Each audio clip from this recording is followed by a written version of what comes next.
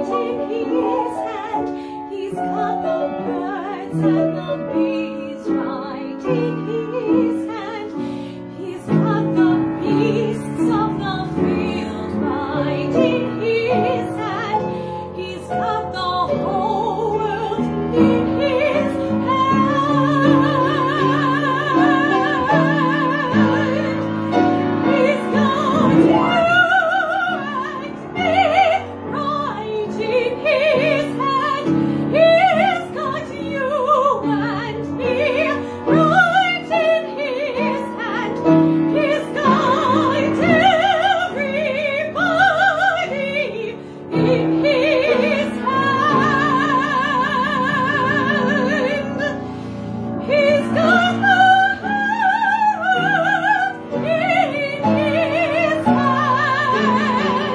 his hand. Good evening, everyone. Greetings from Houston, Texas. This is a special webcast for the Joel DeJean Independent Campaign for U.S. Congress entitled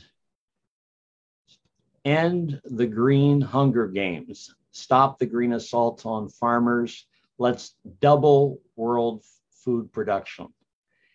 And we're all grateful to Michelle Aaron of the Schiller Institute New York Chorus for that beautiful rendition of a famous spiritual. He's got the whole world in his hands, and following such beautiful music, I feel like maybe it's time for a prayer, but I'll just reference one phrase from a prayer many of us say every day, every week. Give us this day our daily bread. That's something we've taken for granted, and how many times have we said that? But as we're going to develop in this webcast, that daily bread is not guaranteed. And it's very much related to the spear point that Joel DeJean has put on his campaign so far. And we'll be talking more about that. The spear point of this campaign here in Houston, quite rightly, has been against the Green New Deal agenda, but this is absolutely related to the threat we face to our food supply, which is very much in peril. We have a special guest with us tonight, whom I'll introduce later, Bob Baker, who's quite an authority on these matters. But to just put forward very starkly just what we face, I want to present a little 3-minute video put together by our friends at the Schiller Institute, a thumbnail picture of what we're facing in the world in terms of the threat to world food supply. Thanks. You know, something is horribly wrong when farmers have to take to the streets to protest for the right to produce food. German farmers have protested with their tractors in the streets since 2019. Farmers in India have protested continuously for a whole year. Ranchers in U.S. cattle country have to mobilize to defend beef. It's not a wonder that around the world, we're facing a terrible hunger crisis. A record 45 million people worldwide are on the brink of starvation. David Beasley, head of the World Food Program, describes this as a famine of biblical proportions. The World Food Program rightly documents the acute hunger zones of the world, but nothing has actually been done to stop it. 23 million people are on the verge of starvation in Afghanistan alone.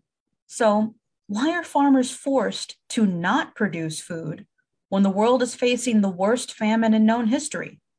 Some 15 transnational companies, the food cartels, really an extension of Wall Street in the City of London, control 90% of food in the US and Europe.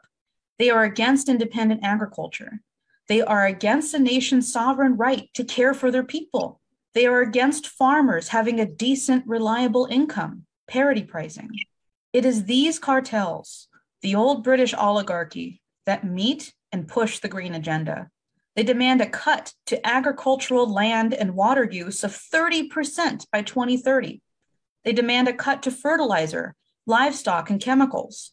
From Cargill to Walmart to the European Union, London, and the US State Department, it is these cartels that want depopulation through this green agenda. They're trying to control population by starving people out, by taking away the middle person, which is the family farmer. And I see what would help with the food shortage is the politicians get their heads out of their asses and realize that they are the problem. When I then see that in the next 10 years another billion people will be added, when I see how many from Africa and elsewhere are fleeing poverty, fleeing hunger, fleeing wars, and when I see then our policy, then I just get sick to my stomach. Germany, Afghanistan, Yemen, India, and the United States, we all have the same enemy. We must break these cartels, put in Glass-Steagall for banking, bust up the big food monopolies with antitrust. There should never be a cartel of bankers that control your ability for food security. If we have the literal moral fitness to survive, work with the Schiller Institute and the farmers of the world to shut this depopulation policy down now. Thank you. That was Anastasia Battle, calling us all to battle. If you've just joined us, we're speaking to you from Houston. My name is Joe Jennings. I work with Joel DeJean, who is on the ballot as an independent LaRouche-affiliated candidate for U.S. Congress in the brand new 38th district here in Texas. And Joel really is an independent, as you shall see, because in my little dabbling of politics, there's this saying, all politics is local. Well, that's ridiculous. You buy a loaf of bread or a cup of coffee or anything, there's nothing local about it. You know, we're all interconnected in this food chain. But Joel, why don't I put this over to you? You've put this forward. Why have you convened this special session tonight to talk about the crisis in food and what we should do about it? Thank you, Joe. Well, not only is politics not local, it is galactic. And this year, the space age is 65 years old. On October 4th, the Soviet Union launched the first satellite into orbit, Sputnik 1.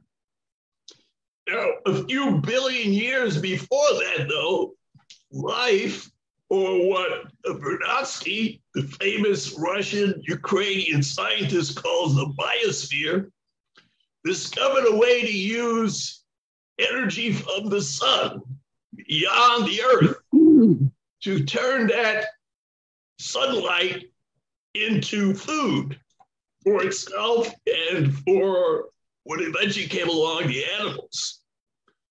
Now, we have had development in the biosphere towards higher and higher energy flux densities. So you think of an animal or something like a cow as a solar collector, but it's a second order solar collector in that it uses the grasses that collect the sun's energy. It eats the grasses and it concentrates the grasses so that we can have a higher energy density food for humans. Now, when humans came along, they figured out using cognition, they figured out how to use crops, how to domesticate animals, so they did not have to be hunter-gatherers forever. They increased the population density per hectare, per square kilometer, so that we could build cities, we could develop schools, we could learn more and more about how the universe works. And this is where what you have, the deep ecologists have a problem. People like Robert Jensen, who is a professor emeritus of journalism in the University of Texas at Austin, which, by the way, is financed by the Oil Trust Fund. And he is one of those who believes that man began to muck up Mother Nature by going with agriculture. Now, he doesn't emphasize that now. Now he is pushing for renewable power, but he admits, and he let the cat out of the bag last month in an interview where he said, well, of course, renewable power cannot sustain 8 billion people on this planet. The most we can sustain is 4 to 6 billion. He did not, however, give a list of the 2 billion people he intends to kill. Now, we have an opportunity using this campaign and using the crisis to turn this whole ecology insanity around. So if you look at what China's doing, China just a few years ago actually germinated a cotton seed on the moon. So for the first time ever, we have life being transported to another planetary body. Life, not just man, but plant life. And if we're going to live on the moon, if we're going to live on Mars, we have to develop that type of technology. Now, the plant only lasted 2 weeks because once you got to the lunar night, there's no more solar radiation coming in and the plant expired. But using energy, eventually fusion, nuclear fission first, and then nuclear fusion, we could have the energy to create artificial light so we can survive the 2 weeks of night on the moon. And using energy, energy is a form of creating food. Just like water is food, energy is food. And it's not a coincidence that the same radical ecologists, Malthusians, who hate hydrocarbons, want to eliminate hydrocarbons, also want to eliminate your right to eat beef. They want to go back to not just vegan culture, but their ultimate goal is to go back to hunter-gathering. So that is a suicide pact that we are not going to tolerate. So I want to leave it at that now and open it up for further discussion.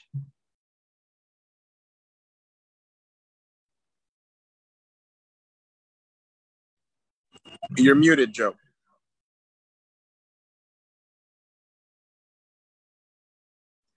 And we certainly will, Joel.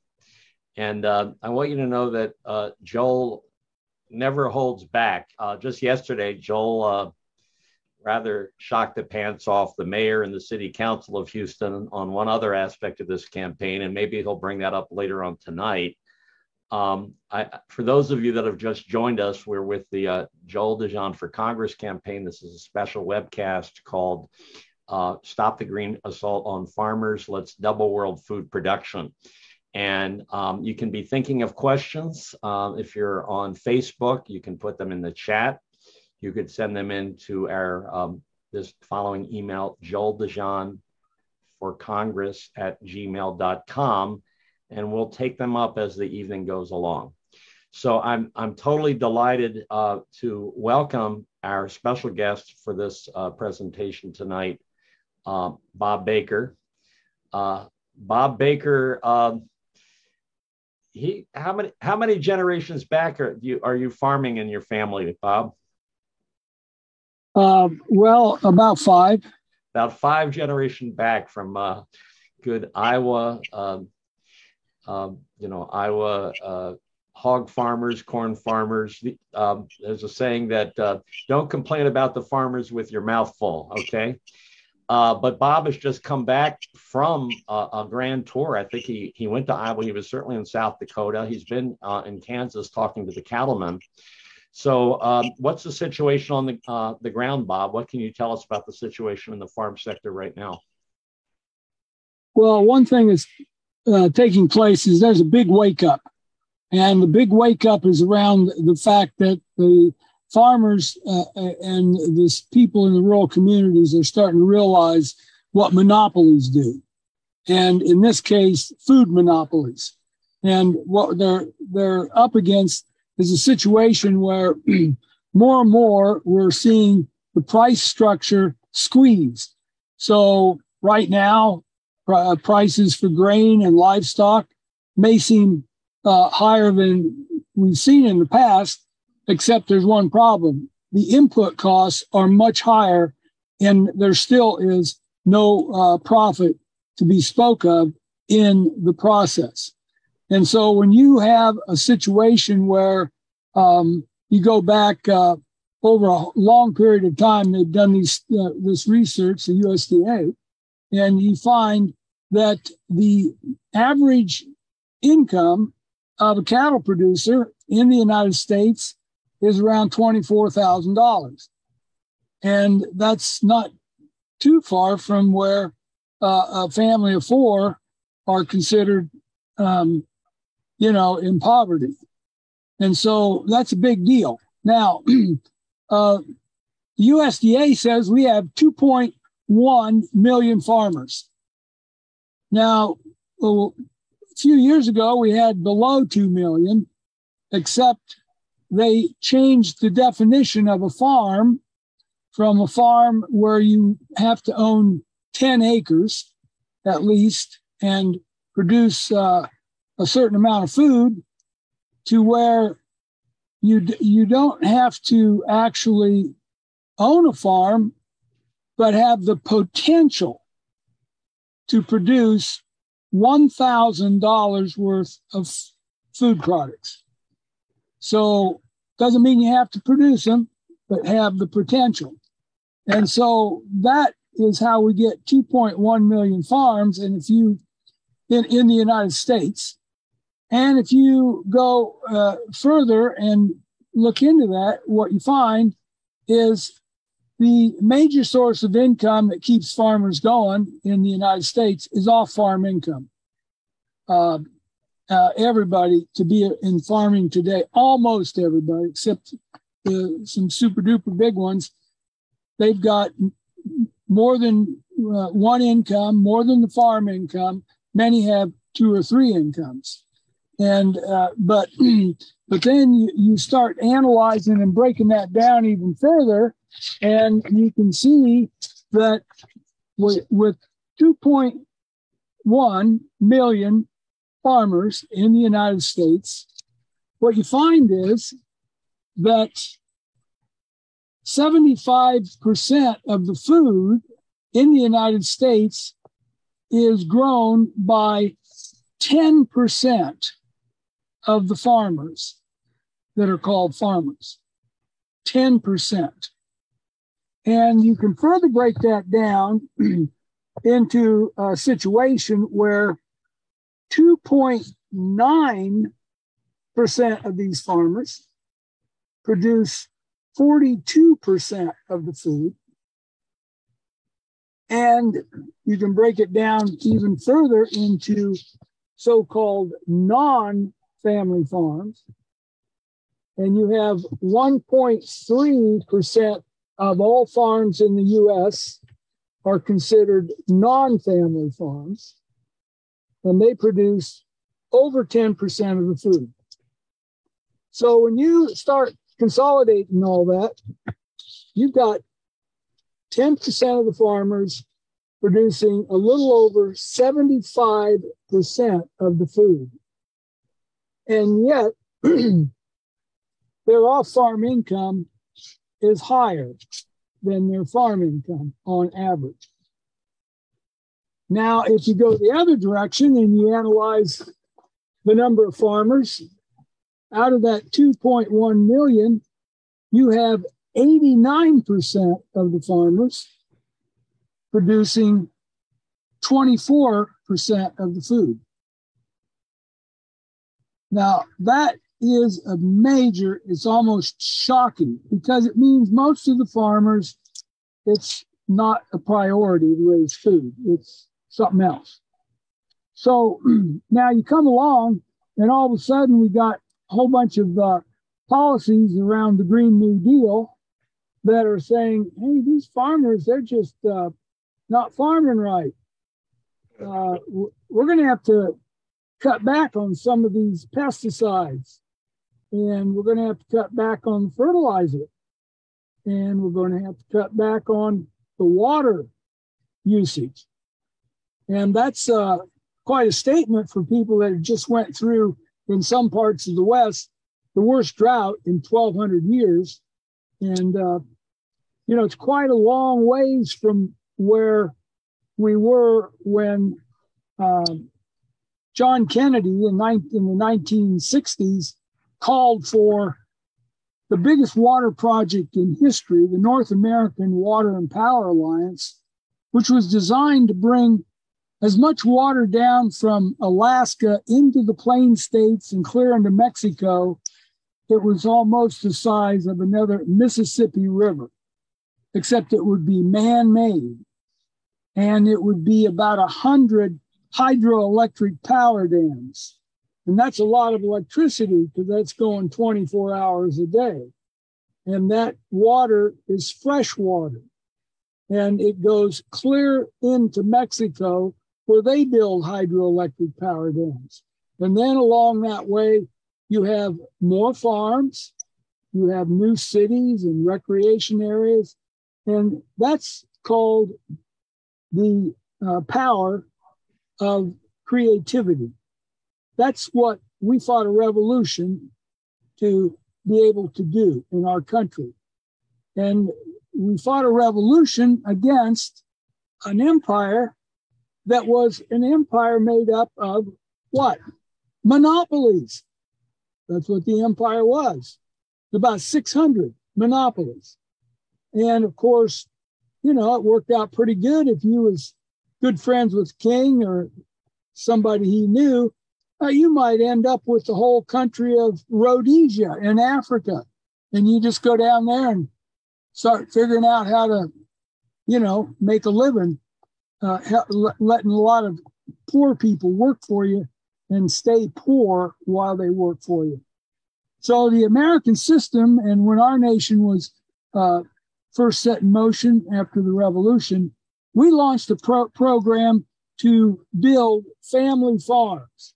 And the idea was to establish communities in which people worked together and the food came in and the farmers needed machinery and somebody in the community helped make that machinery. Somebody helped convert the food into, bread and other materials. Other people opened up the hardware store and on. And you had a lot of churches. Now, these are communities where people socialize together around working and being productive and building things. And then you need a lot of services to support that, but you have a harmony of interests. And that was the name of a famous book that was written by Abraham Lincoln's economics advisor called Henry Carey. And Henry Carey studied Alexander Hamilton and our founding fathers, Benjamin Franklin. And this even goes back to great thinkers before that into Europe, which, the organization we discussed quite extensively. So you see the system that we're talking about of agriculture, where now we're seeing fewer and fewer people producing food, but you're seeing more and more of the few people that are producing food are almost forced into some sort of a relationship with an interlinked set of multinational corporations in order to market their grain, livestock, meat, and purchase their machinery, all of which has tremendous control put together by a whole constellation of interlinked monopolies. And the interesting thing, you don't necessarily think about it, but you got the big monopolies like JBS and Tyson's and These are big meat packers and big grain companies. But as they get big and become more and more monopolistic, they actually create an environment so that the people that support them become little monopolies under them. So the end result is you put more and more and more individuals into a position where they have got to be some sort of a connection to a big corporation. Now, you could say, well, this is, we fought a revolution to get rid of that feudal system where you have a handful of rich land barons and they keep all the serfs on the land. That's like they owned them like livestock. And if they wanted to eat, they had to, farm the land. But that today is in a more 21st century form, which is the form of globalization and big cartels. Now, I want to read a short quote, if I could, because the type of, a lot of people don't think about how economics affects morality. And then a lot of people today would say, well, what's morality? I mean, that could be something different to everybody. Well, it could be, but the way the universe is constructed and the way it was put together, it has a particular kind of orientation. And that orientation is so that people increasingly work together in a culture where they appreciate and increase the creative potential of the kids, the grandkids, and their relationships amongst each other, or have a concern for that. And I want to read just a little short piece from Abraham Lincoln's economics advisor. He wrote this famous book called The Harmony of Interests. And in that, he goes through just about every area of life you can have and compares it to the old British Empire system versus the American system and the difference. And one of the fundamental things to keep in mind is that under the British system, their method of economics is to take the producer and the consumer and put increasing amounts of distance between the producer and the consumer, so that you end up with a whole bunch of inner links for insurance, for transportation, and you end up with a whole system where people, are really away from home. They're traveling a lot. Versus the American system, where the idea is to bring the producer and the consumer closer and closer and closer together, so that you reduce the amount of time invested in hauling things around the world or around the nation. And then communities can develop and provide within themselves everything they need. Now, that was what our nation set out. So Carey, he wrote this book, and he goes through everything, how those things affect the farmer, how it affects the banker, how it affects the landowner, how it affects the family, the children, the mother, et cetera, how it affects the political condition. And I want to read the one where he says how the American system affects morals.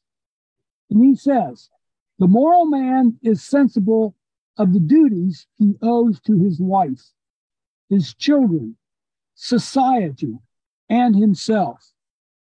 He frequents neither taverns nor gaming houses. His place is home. The more perfect the morality, the more productive will be the labor of a community, and the greater will be the power of its members to improve their moral and intellectual condition. If the American system be a war upon labor and capital, it must tend to the deterioration of morality and diminution of the reward of labor. The more equal the division of a community between the sexes, the greater will be the power to contract matrimony, and the higher will be morality. The monopoly system tends to expel the men and produce inequality in the number of the sexes, thus to diminish the power to contract matrimony, thereby producing a tendency to immorality. The object of protection is to thereby producing a tendency, enable men to remain at home and thus bring about equality which cannot exist where the tendency to dispersion exists. The more men can remain at home, the better they can perform their duties to their children. The monopoly system tends to compel them to perform their exchanges in distant markets and to separate themselves from wives and children. And the object of protection is to bring the consumer to take his place by the side of the producer and enable them to effect their exchanges at home. The object of the monopoly system is to subject the produce of the world to a standard of the most variable kind and to render agriculture, manufacturing, and trade mere gambling. The object of the American system is to withdraw the produce of the world from that standard and enable every community to measure the products of its labor by its own standard and giving labor for labor.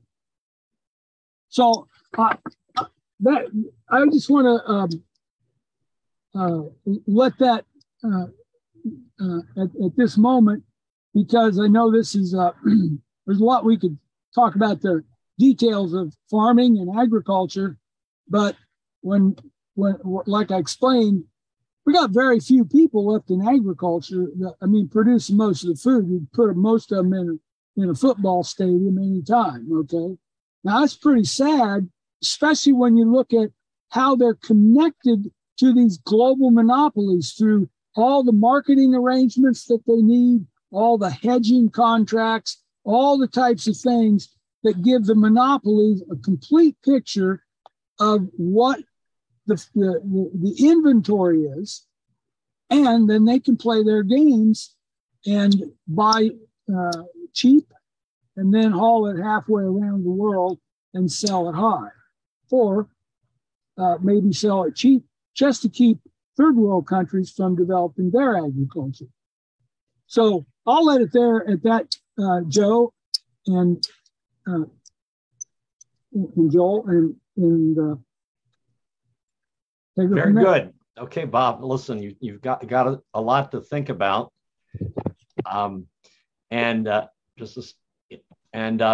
that's Henry Carey, Carey, and he's almost been written out of the history books, and yet in 1876, our nation had a grand exposition in Philadelphia, only 11 years out of the devastating Civil War. And those books that Bob was referring to, The Harmony of Interest was one. There was another one called The Olive Branch, were bestsellers.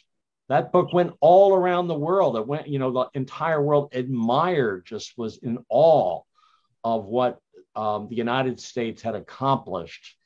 And of course, since Henry Carey, there's really been only one man that's really surpassed him, much more in making a science of this economics, which emanates from the creative power of the human mind. And that is an individual with which both Bob, Joel, and I have all owe a great debt to our own education, and that is Lyndon LaRouche. And this year, 2022 is actually the 100-year anniversary of LaRouche's birth, which we will be commemorating next month. And of course, the best gift we could give him is a reorganization of the world economy along the lines of what Bob was just laying out here in thumbnail. So Joel, Bob laid a lot out there.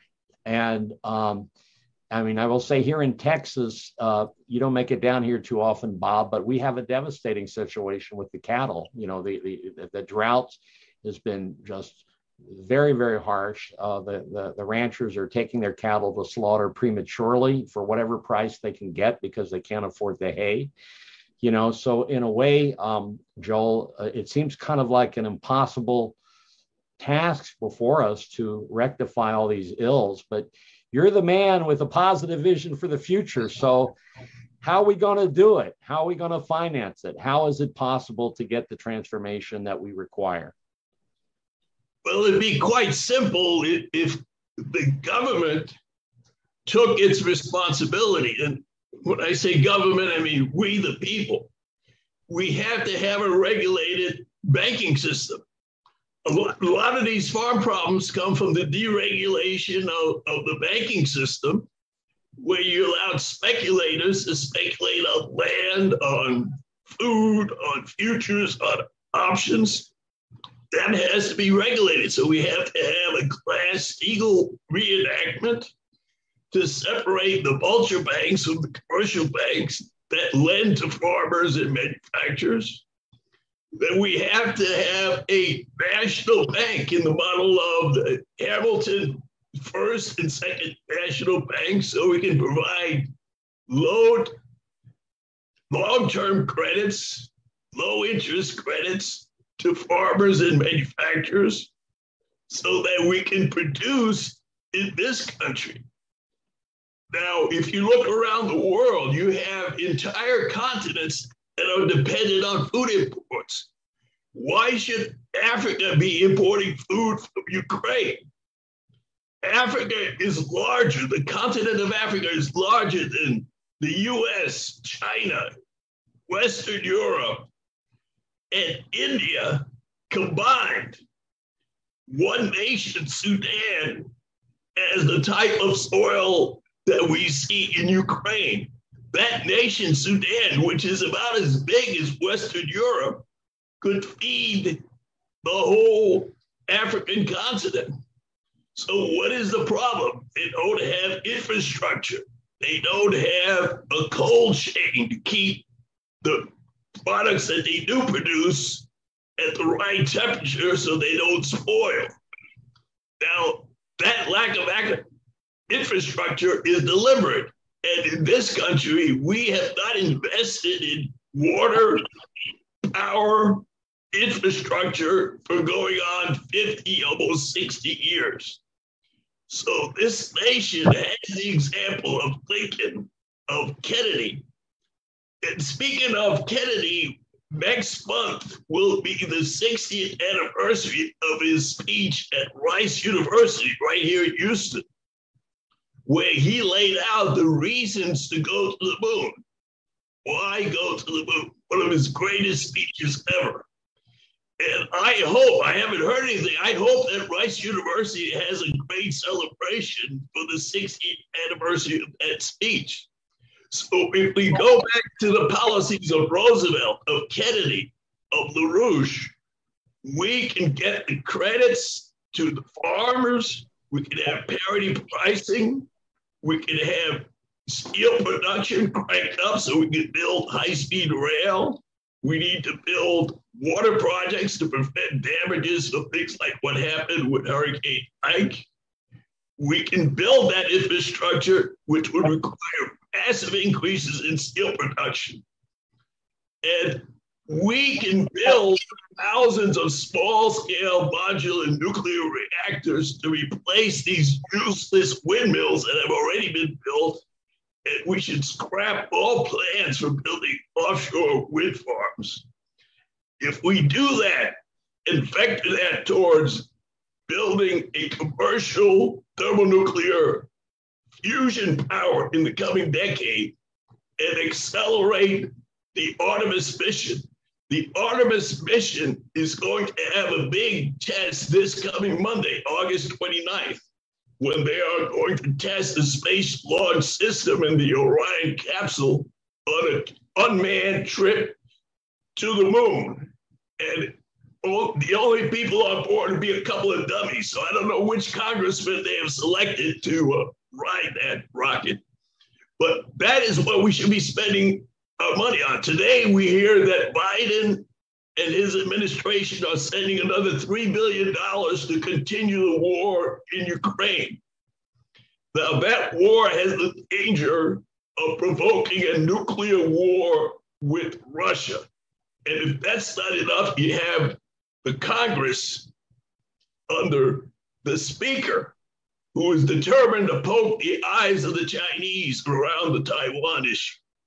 So if we stop acting like British puppets and go back to the tradition of Lincoln, Kennedy, and implement what LaRouche laid out and what the Schiller Institute has called for, a new economic and security architecture, we can get out of this mess. It's going to take a miracle, but it took a miracle to win the Revolutionary War.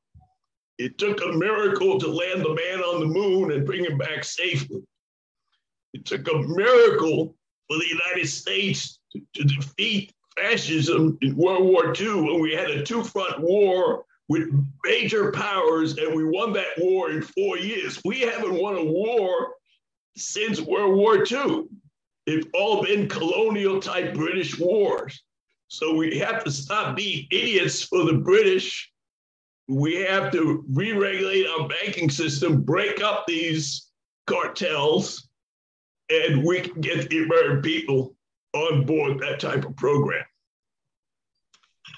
And of course, we intend to create some miracles here, including with your campaign. Once again, this is a special webcast with Joel DeJean's LaRouche Independent Campaign for U.S. Congress. We've just heard opening statements from candidate Joel DeJean and agricultural expert Bob Baker. Please send if you're on the YouTube channel, just submit a question via the chat, or you can email us at Joel DeJean, DEJEAN, for Congress @gmail.com. One other aspect of the infrastructure of what's required that you talked about, Bob, in addition to water, in addition to pests, the fertilizer and everything else, is electricity. That's part of the infrastructure as well. And I know there's been a big to-do about the windmills out there in Iowa and places like that. I'm just trying to get a picture in my mind how a crop duster would work, going across a field of windmills. That it would be like, you remember the miniature golf course where you had to hit the ball through the hole when the thing was spinning around. But also you told us an interesting story, because what you laid out about Carrie and the coherence of man in the image of God as the creative individual, which is absolutely consistent with the injunction to have dominion over nature. And if there's anybody that has to cultivate that creative impulse to just make things function from one day to the next, it is the American farmer. Not just the American farmer, the Dutch farmer, the German farmers, the Indian farmers. In a way, you're all brothers, in this common task of cultivating the soil to bring out a greater abundance. But you described for us something that had happened, I think it was in Iowa, where someone wanted to co-opt the Catholic Church, at a special session to try to soft sell the green agenda, which is, in my mind, is an anti-human agenda in the farm community. Can you tell us very quickly what happened there? Well, this is just indicative of what's going on across the nation, because it's a marker for a transition that's going on in the population, and there's many of them. But in this case, the Greenie group got permission to have a meeting at a local Catholic church in Iowa, and they're doing it in all the churches. So they put an ad in the paper and to invite people to come. They said the bishop would be there and representative farmers, and so this got some people very upset, because what in the world is happening when you see your church start to get political about, stuff like the Green New Deal and, how we're going to transform farmers and that.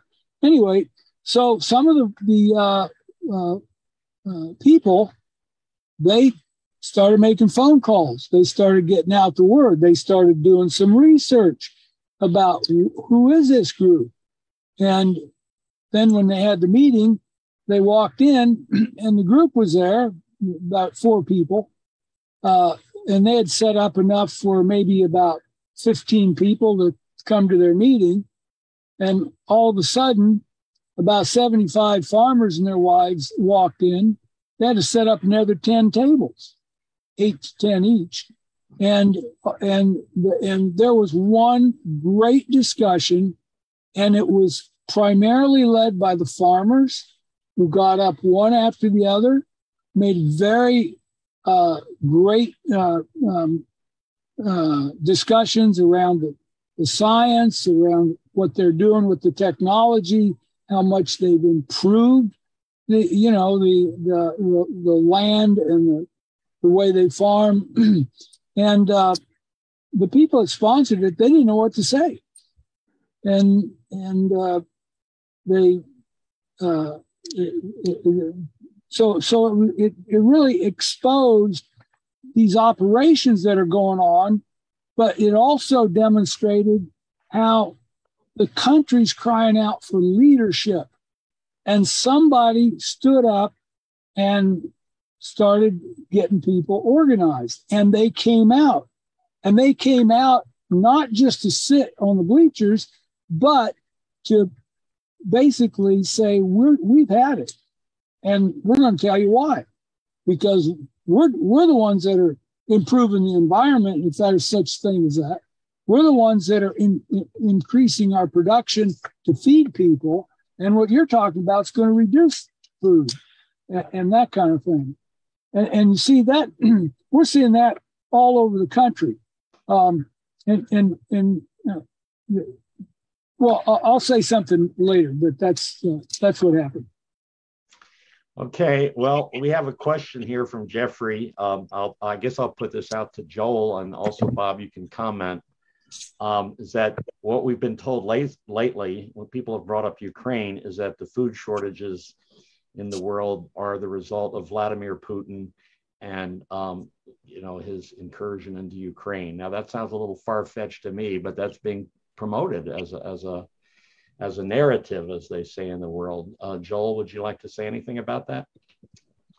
It turns out that since Ukrainian independence was in 1991, that country has been carved up by the cartels. And even if you consider the 24 million metric tons of grain that they supposedly ship out every year, compared to what is needed for the world, we produce, if Bob could correct my figures on this, we produce about 3 billion metric tons of all grains, corn, wheat, rice. We need to double that. So Ukraine is a small component of even what we produce now. So the reason why they hyped up is because Ukraine has been selling grain to African countries like Ethiopia, Egypt, that should be producing their own food. So these cartels have abused Ukraine, and they have abused people of Africa. And we need to get back to actually producing food closer to where the consumers are. And Ukraine is part of NATO. It is functioning as a military dagger at the heart of Russia. And if you look at what's happened the last 30 years, NATO, instead of what they promised, James Bacon III from Texas, who was Secretary of State, promised Gorbachev that if he allowed the reunification of Germany, that NATO would incorporate East Germany, but it would not move 1 inch to the east past East Germany. Well, they didn't move an inch, they moved 1,000 kilometers, and now they're absorbing Finland, Sweden. They control Ukraine. Zelensky is a NATO puppet. That's why the Ukrainian Center for Countering Disinformation has attacked the Schiller Institute. And that's why they're going after the Schiller Institute. And that's why a lowly city councilman in Texas, in Houston, would dare to attack the Schiller Institute as a supposedly racist organization. Because the ADL that she represents is an arm of the intelligence community, which is an arm of NATO, and Ukraine is an arm of NATO, and it has to be liberated. The US has to be liberated from NATO. So we have to get people the truth about what's going on. They're beginning to figure it out, but they can't figure it out from reading the news media. Well, I actually heard the audio of that little exchange at the city council, and that was just yesterday, Joel. But this lowly person actually said that the slander, the slur that she put out against the Schiller Institute came from where? Came from Scotland Yard. So what Bob was laying out about the orders coming down from the feudal lords of the castle on the hill, the British Empire, nothing could be more clear. Those of you that aren't aware, the Scotland Yard is somewhat the equivalent of the FBI in the United States. And so for them to put out the line against the Schiller Institute and our movement is an indication that Goliath is beginning to wobble a little bit. We're David, they're Goliath, and so we got to keep expanding creatively in what we're doing. Let me see if I have any more questions here.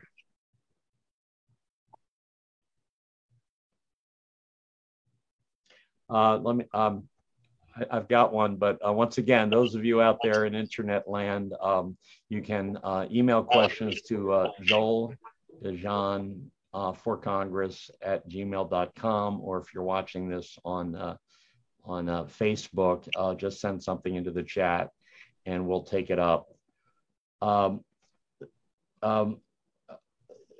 question that I've got here comes from Cynthia, and what she's asking is, what can the individual person do to help change this situation? That's a very fundamental question. There aren't that many farmers and ranchers in the 38th district, but I have a good knowledge that there are actually quite a few eaters in the 38th district. So what can the average person do in this situation? Well, there are about 770,000 eaters in the 38th district, so they should all be interested in this. What they can do is join my campaign, support Diane Sayers' campaign in New York State. We have these guys on the run. George Soros is now giving money to finance Chuck Schumer's campaign. And up to now, he's been keeping it a secret that he's up for re-election. My opponent, my Republican opponent, Wesley Hunt, has been nowhere in the district. He already assumes he's won because he's got the money from the Bush League Republicans. So what individuals in the district, in the state, in the nation can do is take the videos of these type of webcasts, spread them far and wide, take the leaflets, copy them, circulate them, and contribute to finance my campaign and Diane Sayers' campaign, because we're certainly not getting anybody from George Soros. And of course, Joel has a website. It's joeldejeanforcongress.com, and all you have to do is click the little donate link up there at the top, and you're there. Bob, the 38th district is quite a extraordinary district in terms of the energy. They've got the corporate headquarters for ConocoPhillips, for BP, National Oil Varco is very big here. Also Cisco, maybe you're familiar with Cisco, one of the biggest food distributors in the United States, is very, very big here. I don't have any more questions right now, so I invite you, Bob, to elaborate on anything that you've been thinking about that you would like to convey to our listeners. Yeah, well, I'd like to, in terms of what can we do, a good example is what's going on in Europe right now with the farmers.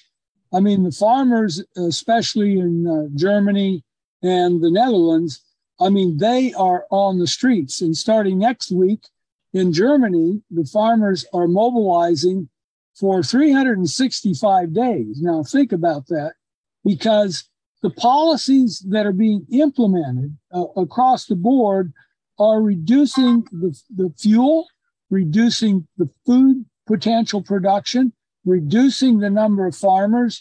There's whole policies in some of these countries where the government's just going in, telling the farmer, we're going to buy your farm, whether you want to sell it or not, because this is the Green New Deal. And they got some concocted reason why they're going to do it. Now, when you step back, that's why I say this is what we fought a revolution to get rid of. And it's going to be, and is in this country already. When you look at the magnitude of the cartelization control, either through banking or through the food cartels, grain and livestock, through the fertilizer, through the chemicals that, we need for pest control and all this kind of thing. But then, and just like what I said about this situation in where the farmers showed up, I mean, it really moralized people to see people take leadership. And, it's like, the movie theater's on fire, and it might be a little 6-year-old gal or guy who stands up and says, here's the door, go this way. That's called leadership. But we got a whole population, and they may not know it, but they're starving for leadership. And that's where Joel and what we're doing, what Diane Sayer's doing. I remember back in the farm crisis, I was working at an agricultural bank, and in the middle of the big crisis, farmers. What year was that, Bob? What farm crisis? We've been through many crises. What year? Okay. The period, the decade was the 1980s. Okay. And then let's just go back, because like Joel said about the Bretton Woods and Nixon taking us off the Bretton Woods in 1971. Well, how'd that affect family farming? That was the beginning of the end, because all of a sudden the dollar was floated. It crashed 50% in value, which made the grain in the United States the cheapest grain in the world. So everybody was buying it. But what happened to the price in the US? It went to the highest level in history. So all of a sudden, corn, for instance, that was like $1.45 or 50 a bushel, was going up to $3.50 a bushel. Now that's in 1970s. And at one time, I think it was 1976, soybeans hit $14 a bushel. And in today's dollars, that's almost $70 a bushel. And so, and of course, what the farmers are getting today is about 17, 14, 18. Okay, so that's all the games that are being played. That's why, what Joel represents, what we're fighting for is the return to the American system of economics. We got to have a fixed exchange rate through Bretton Woods system. That's why, we're calling for an international new Bretton Woods system for all the countries to get on their own sovereign fixed exchange rate, get a credit bank in each country, and let's build up these nations to be self-sufficient and independent, and let's all work together to support that, as human beings. When I ran into Lyndon LaRouche in that period, that was in the 1980s, and had been farming with my brothers and worked at this bank on the side, and it was amazing because the farmers did everything the farm magazines told them to do: go buy land, go into debt, etc. And the prices were high. Well, then they changed the lending. So now all of a sudden the banks were required to loan based on the productive value of the land, the production value. And they changed it to the market value. And now the speculation and all that, and land was jumping 25, 35% a year. And then, if the interest was cheap, Paul Volcker came in, put in the big high interest, some of it was up to 20%. And land prices crashed 60%. Now, compared to today, where we're seeing land go for $25,000 an acre, farmland. And, what's driving that? It's not the prices. And it's interesting, I just read where all the farmland in Iowa, 82% of the farmland is debt-free. Think of the magnitude of what that is. If you're a banking cartel in the world and you need collateral and all that kind of thing to help finance the consolidation of farmers into bigger and bigger and bigger units. So that's a whole other story.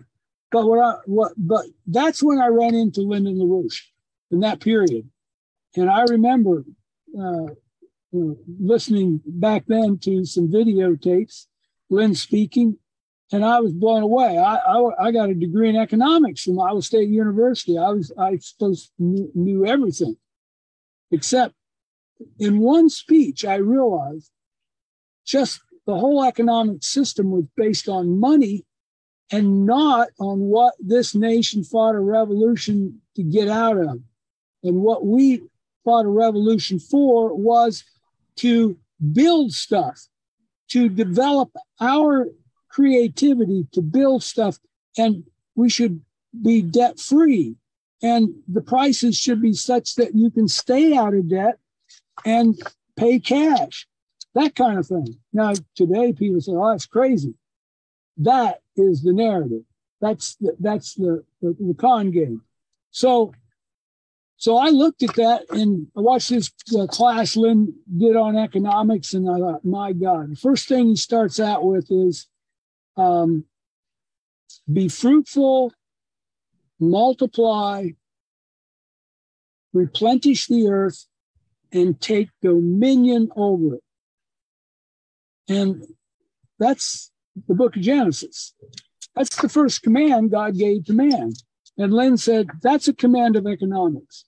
That's using your creativity in the image of God, you, an individual, but you also have a moral responsibility to protect that right for everybody, even halfway around the world. And this is where we're pulling to, what LaRouche has consistently pulled together, and Helga in this period. That's why the American Revolution is so important, because, the Schiller Institute's named after Friedrich Schiller. And Friedrich Schiller is known as the poet of freedom. Great poet. He was celebrated all over the United States. He's from Germany. But he wrote a very important poem. It's called The Ode to Joy. And that was in honor of the American Revolution, because he supported the American Revolution. And his friend, a guy named Beethoven, he was so moved by that poem, he wrote and spent about 7 years writing what became the greatest piece of music in the world called the Ninth Symphony, because Beethoven supported the American Revolution. Now, have you ever heard anyone say the Ode to Joy was written in honor of the American Revolution, or the Ninth Symphony, even though people have listened to it over and over? Well, now you know. And the thing is this is the family farm. This is what I'm talking about, the morality of an economic system. It's what do we mean by the family farm? The community of families. That's what the nature of the United States is. And that's what we took to the rest of the world. And it's a very powerful thing. So this is what the farmers in Europe are fighting for also. Because remember, we took the American system to Germany, and a guy named Frederick List organized the whole country, and they became one of the most powerful industrial nations in the world. Same with Japan. That's American system originally came from. And now they are standing up. And the people in this nation, in the United States, are going to do the same thing because they can't help themselves. They just need the leadership. And that's what we are stimulating people to do. And of course, Beethoven composed that symphony. He was totally deaf. He was totally deaf. He could not hear the fruit. It was all in his up here, right, which is where music happens. It's not just the noise or the, or as St. Paul says, the sounding brass or the tinkling cymbal. No, if it's not driven by love, agape, as you know, which is very much the same spark, the Goethefunken that Schiller celebrates in that Ode to Joy, God's spark. Okay, and so Joel is an individual that's stepped forward, and he himself has certain physical disabilities himself, but he is standing on top of a mountain, looking out at this terrain of mediocrity, corruption, you know, throughout the landscape that you want to despair. You look at Joe Biden, you know, you look at the Republicans, you know, where's the leadership going to come from? And it can only come from us. And so, Joe, looking ahead, we've really got just a little over 2 months now until this election happens, and we do have to bring some miracles about. I myself, I'm going to dedicate myself to accomplish what miracles we can. But what do you want to tell the rest of us, to everyone that's listening tonight? Speaking of spark, that godly spark, I think Schiller and Beethoven reference goes back to Benjamin Franklin, who took the scepter from the monarch and lightning from the heavens. And if you look at those who signed the Declaration of Independence, mere 55 signatures. So a handful of men revolutionized the world. And if you look at leaders like Roosevelt, like Lincoln, like Kennedy, there are handfuls of people, Martin Luther King, who organized others to join a bigger fight. And that's what we're involved in now. Now, it's ironic that Bob and I joined the LaRouche movement around the same time, 1987, around LaRouche's campaign in New Hampshire for the 1988 primary that was occurring there in February. And what I remember from that campaign is LaRouche going through a 40-year mission to Mars, a moon Mars mission. Because I was initially attracted to LaRouche around the Strategic Defense Initiative. And he expanded my horizons to see that if we develop the technologies needed to get to Mars, and I'm not talking about a chemical rocket 7-month journey, manned journey to Mars. LaRouche spoke at the meeting in Manchester, New Hampshire, about a fusion rocket that could get to Mars in days and would have the power equivalent to 1 trillion watts of power. Now, if we can develop a fusion rocket with the equivalent of the entire electric grid capacity of the United States, we would have no energy problem anywhere on Earth. And with that amount of energy available, we could produce food anywhere, including the deserts. We can make the deserts bloom. We can develop nations like Haiti, like Zaire, or the Democratic Republic of Congo. We can develop and rebuild nations that have been abused by NATO, like Ukraine. And we can avoid a thermonuclear war, which would wipe out the works of Beethoven, Schiller, Mozart, and Einstein. So we provide a clear alternative. We just got to get that out in sufficient quantities and spark enough reason in the population that they will join us to win the fight. Great. Actually, a couple of questions have just come in. Diane is asking a question about how much land is to be taken out of production being proposed for Texas and the nation as a whole. Bob, you probably know some aspects of this from aspects of the green agenda, some of it which is not even being voted up, it's just being handed down by, executive decrees of various sorts.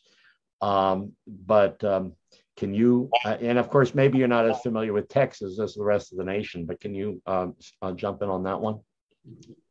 Yeah, well, I can explain that, the policies are already discussed and have been since the last economic forum, COP26. They're talking about 30% of the land by 2030 in the United States. It's going to be shifted into something else. And to do that, that is the most, the changes and the things that will have to happen. But we're talking about major impacts in terms of fertilizer, the types of machinery that we need to produce food and farms.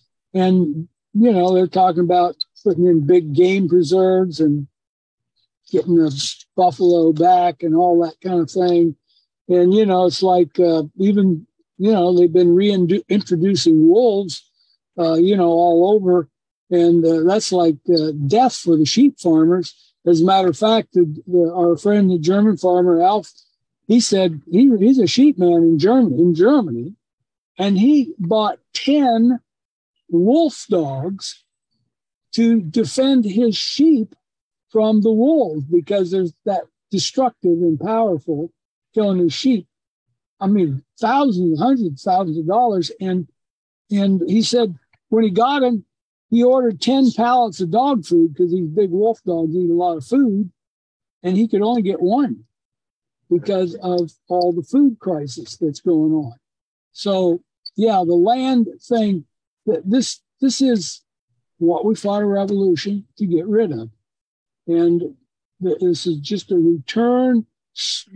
Only now they're going at exponential rate. So what these farmers in Germany do, they really represent an example, and you're going to see it in the United States. We have to, but we got to change this policy, and the world's got to come together around that change. And that's what, Helga's whole drive for a global new Bretton Woods fixed exchange rate system, and then launch the industrial development projects in every country. And this is what, Joel and Diane, this is what they're leading the charge for. And it's beautiful.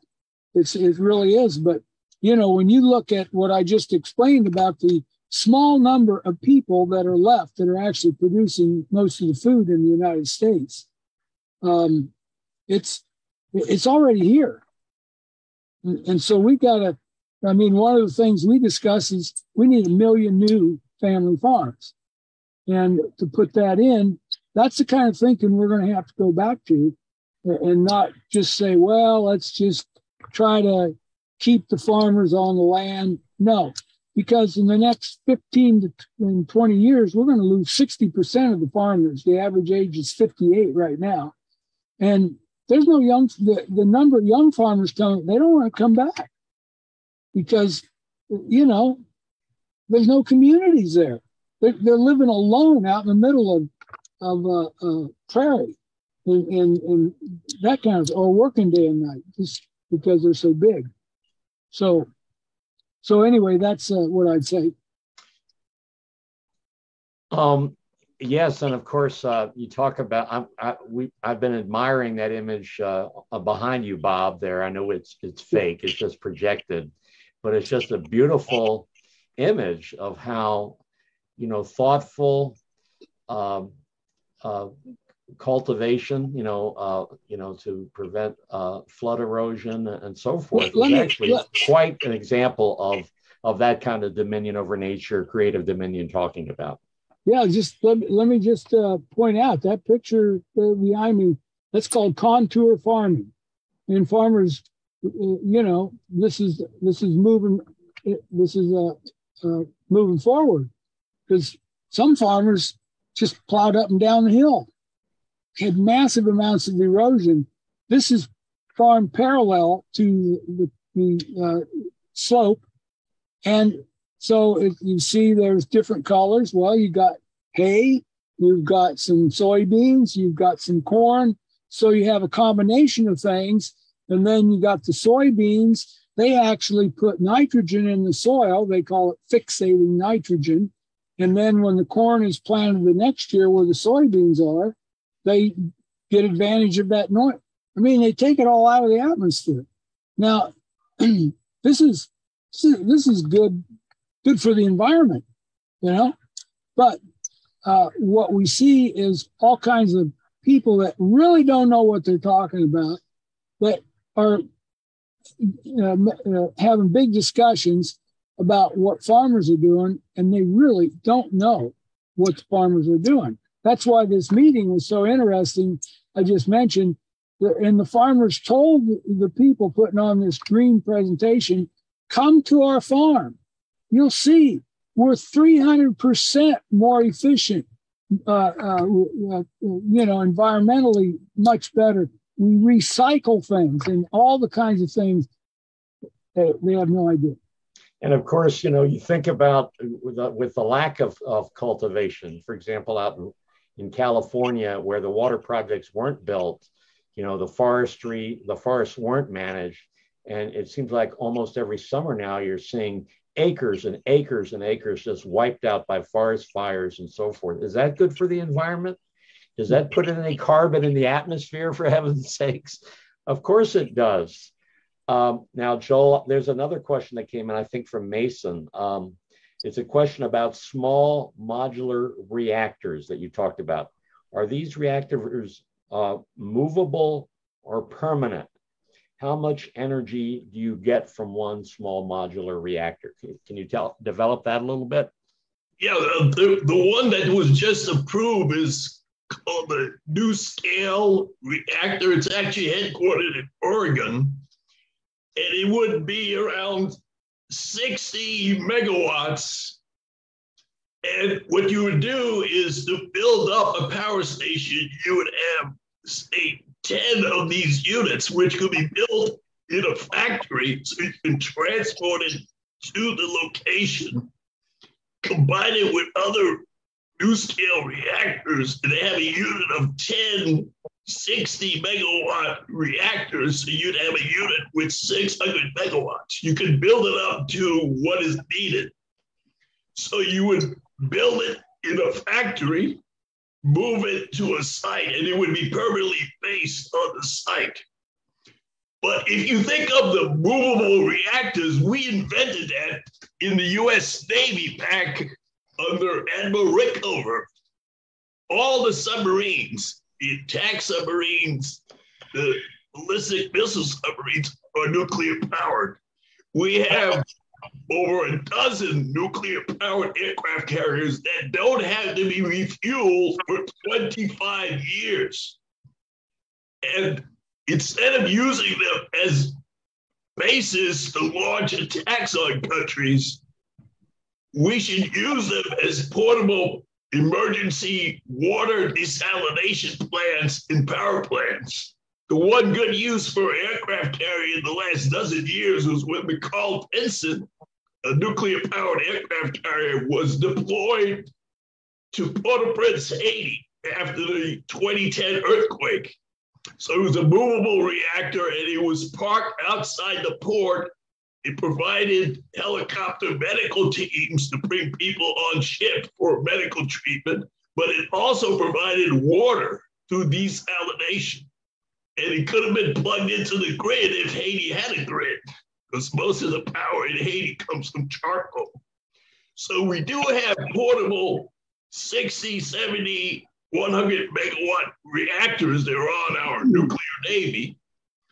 And what we need to do is accelerate the development of things like the NuScale reactor. Those will be built in a factory, transported on site, and you could add units as your power requirements dictate.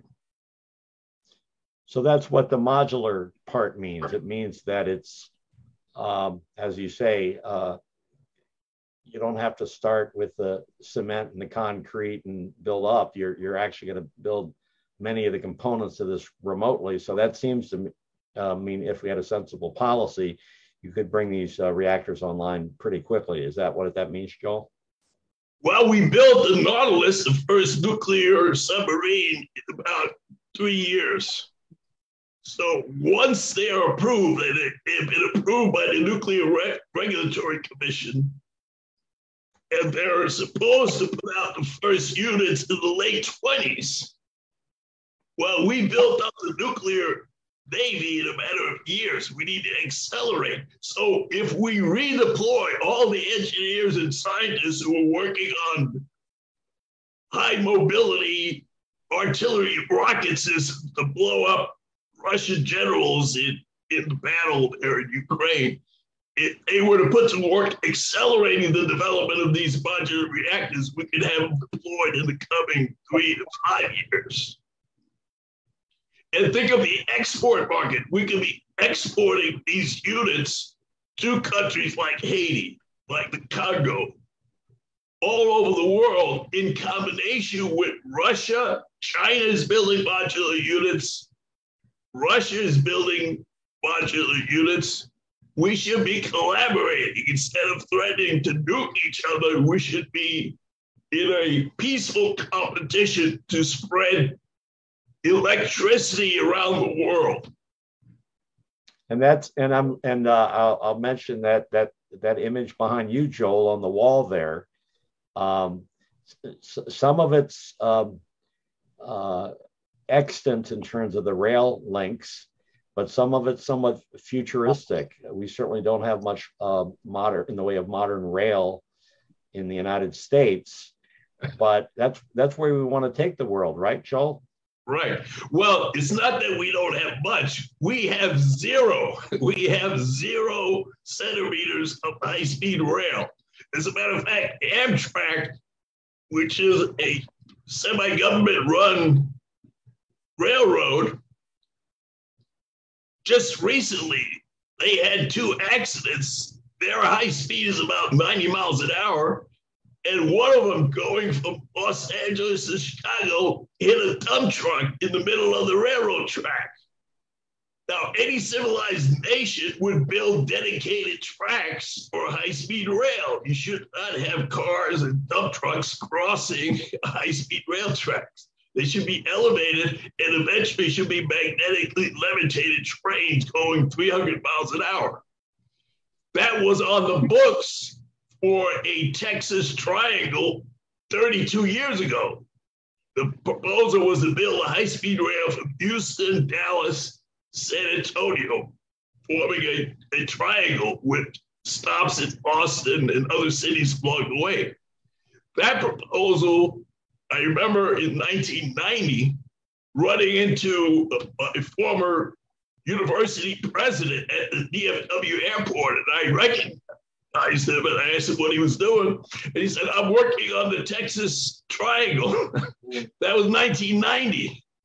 He's died, and nothing has been built. There's a proposal for a high-speed rail just from Houston to Dallas, but that's using Japanese bullet trains that are 60-year-old designs. So we should be building high-speed rail. We should be building modular nuclear power plants. That would require a massive increase in production of steel. We should be building the North American Water and Power Alliance.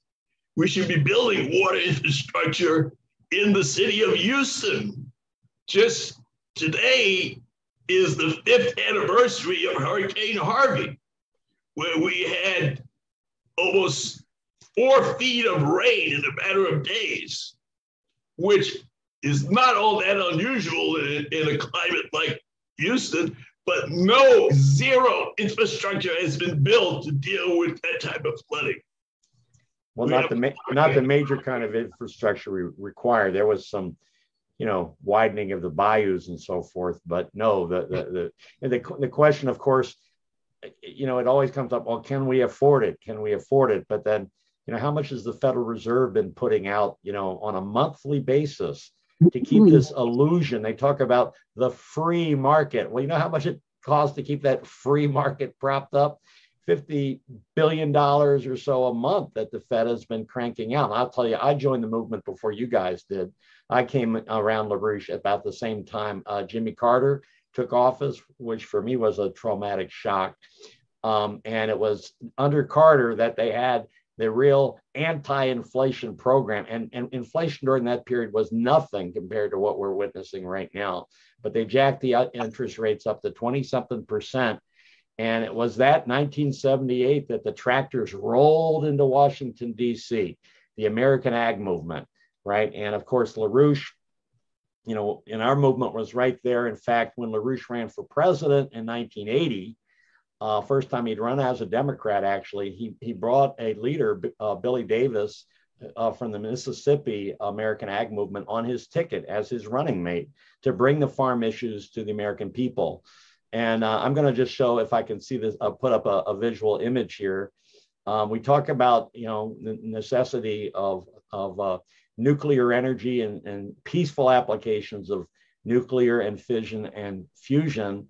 The hard, harsh reality, guys, which is actually beginning to register with some people. In fact, there was an article that's going to show up in Newsweek this week, at least their online version, talking about Diane Sayers' campaign against Chuck Schumer, very soberly assessing the possibility of nuclear war.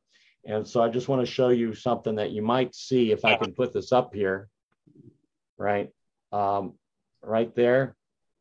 That's a picture of our candidate, Joel DeJean, in a Jeep rolling around at the Pakistani Independence Day Festival about a week ago. And on the door, there's the image. It says, "Scrap the windmills, go nuclear. Joel DeJean, positive vision for the future. Nuclear power, not nuclear war."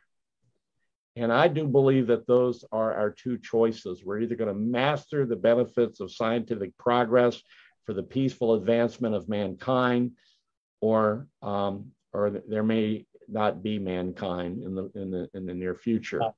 And so everyone out there in the 38th district, you're going to see that Jeep rolling through a neighborhood or shopping center near you very soon. And if you do, come on over and say hello to Joel DeJean. Give us your name, phone number, get in touch with us. Anyone that's out there, and maybe you don't have to be in the 38th district, but if you're nearby, invite Joel out, contribute to our campaigns, and help us bring about the miracle that Bob and Joel have been talking about this evening. So this has been a wonderful exchange of ideas. I think we're going to begin to wrap it up here. Bob, do you have anything in closing to say to your new friends down here in Texas? Well, yeah, in terms of infrastructure and agriculture, let's think about 1 million new family farms. I mean, it doesn't take people hard to think about putting in 1 million new houses, and why not 1 million new farms? There's a lot of things that would have to get changed, but we could see the biggest operators help take the lead to help reestablish those farms. It could be a nice patriotic mission for the next 50 years to 100 years for our nation to survive in a very strong way, because food is the number one national defense of the nation. And, you know, I grew up mainly in the flatland around Iowa, but I did come across this, and I do have the real thing. And I got it from a guy up in South Dakota who took the leadership role, Ron Wyzorek, and he ran for Congress, and he changed the thinking of all kinds of people. And that's what we got to do.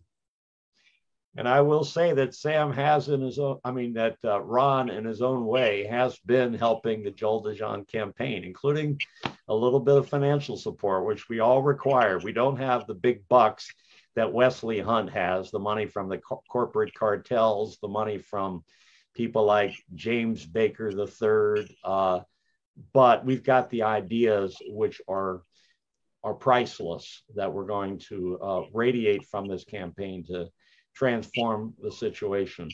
And so, Joel, in closing, what would you like to extend? And of course, you want to thank Bob Baker, of course, but then continuing from there, what would you like to say in closing?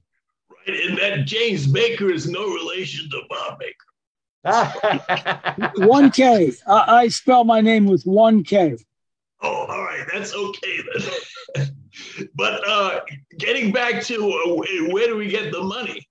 Well, I usually tell people, you know how much we spent in Afghanistan to blow up a bunch of poppy fields that were replanted and poppy yields went up 40-fold during that war? We spent $2 trillion blowing up tent huts in Afghanistan, and we lost the war to a 65-man ragtag army. We have spent trillions on useless, insane wars. We have spent trillions bailing out JP Morgan Chase. We've allowed BlackRock to amass $10 trillion in assets. So there's plenty of money. And yesterday, we just spent another $3 billion to pour more fuel on the fire in Ukraine. So there's plenty of money for war and bailouts. We just got to redirect that to infrastructure and a science driver to give kids a future. And I endorse that 1 million farmer proposal, which would mean about 100,000 farmers, new farmers in Texas.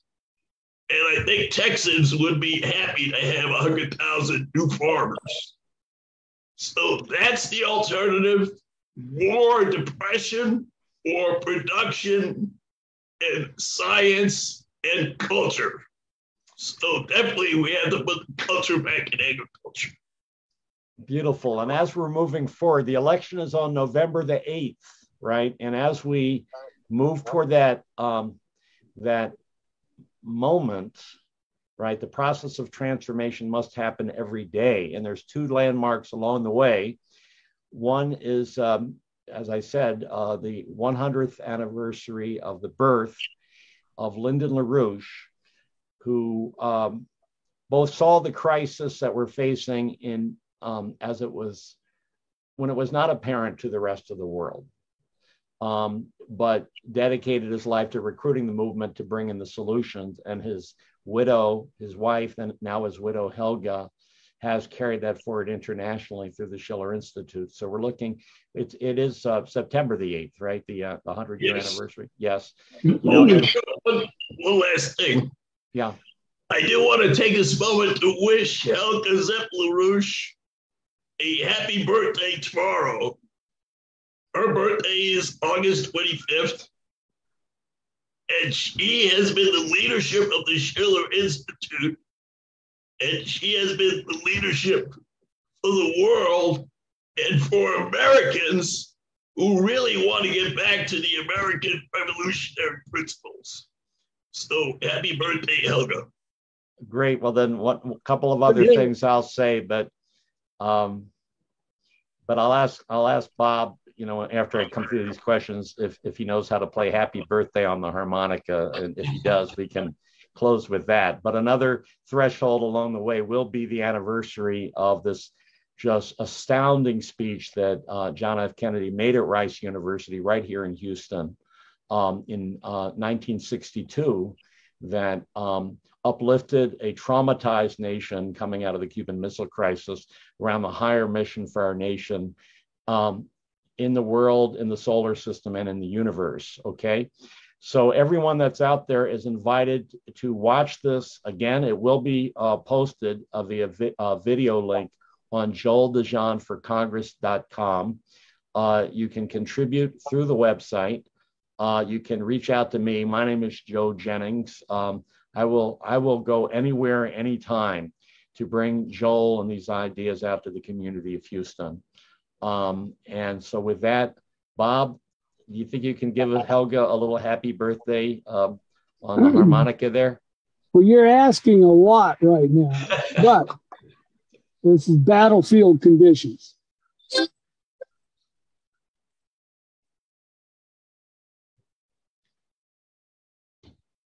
I don't hear anything coming out of that squeeze box yet.